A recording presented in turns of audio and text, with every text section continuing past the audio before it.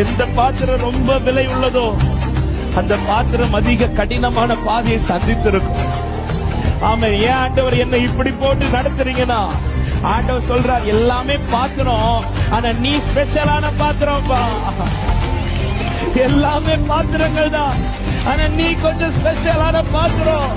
உன் குடும்பத்துல நீ ஸ்பெஷலான பாத்திரம், உன் சொந்தத்துல நீ ஸ்பெஷலான பாத்திரம், இந்த சபையில நீ ஸ்பெஷலான பாத்திரம், இந்த பட்டணத்துல நீ ஸ்பெஷலான பாத்திரம்.